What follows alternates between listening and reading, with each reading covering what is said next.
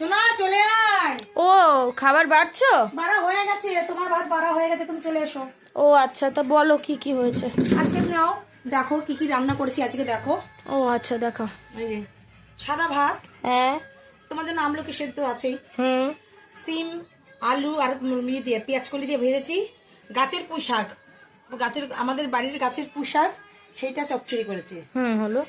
Tomato দিয়ে ডাল করেছি, বাহ। আর একটু ডিম। আর এর মধ্যে তোমাকে একটা দেখো, এটা কি টমেটো, তুমি ভালোবাসো টমেটো, একটা টমেটো দিয়ে দিয়েছি। বাহ। আজকে তোমার জন্য এই রান্না বান্না করে, তোমার জন্য না সবার জন্য, দাদুর খাওয়া হয়ে গেছে, তারপর তুমি বসো, তারপর আমরা বসবো। ও আচ্ছা, মানে আমি খেয়ে নেবো তারপরে তোমরা আমরা খাবে। বসবো কেন, দাদুর খাওয়া হয়ে গেছে, দাদু হয়ে গেছে, আর দিদা আর আমি বসে পড়বো। তুমি খেয়ে নাও, আমরা বসছি। আচ্ছা খেয়ে নাও। ঠিক আছে, আমি তো তাহলে ভাত খাওয়া ভাত দাওয়া খাবে। শুরু করে দিই। করো, তুমি করো। ঠিক আছে, তো বন্ধুদেরকে লাস্ট আর একবার আমি বলে দিই যে কি কি রান্না বান্না হয়েছে।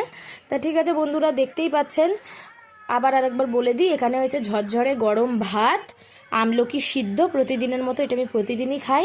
আর এখানে হয়েছে পেঁয়াজ কলি, আলু, শিম দিয়ে ভাজা, ডাল দিয়ে খাওয়ার জন্য। হ্যাঁ। আর পুঁই শাকের তরকারি, এটা আমাদের গাছের একদম সারহীন পুঁই শাকের তরকারি। এখানে হয়েছে টমেটো দিয়ে ডাল, আর হয়েছে ডিমের ঝোল, তাও আবার আস্তে একটা টমেটো দিয়ে। টমেটো দিয়েছি কারণ তুমি টমেটো ভালো খাও, তুমি ভালো খাও, দাদুও ভালো খায়, তাই জন্য দুজনের জন্যই দিয়েছি। বাহ, তা ঠিক আছে, আজকে রান্না বান্না কেমন লাগলো আপনাদের অবশ্যই জানাতে ভুলবেন না। আজ এইটুকুই, টাটা। টাটা।